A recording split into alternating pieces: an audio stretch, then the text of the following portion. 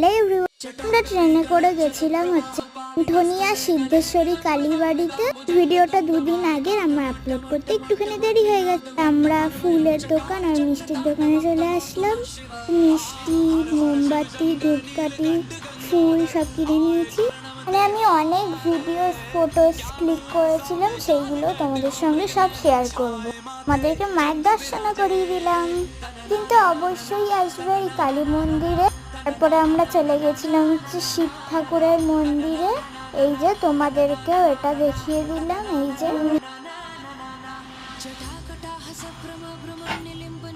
চ্যানেলটাকে please subscribe করে রাখবে।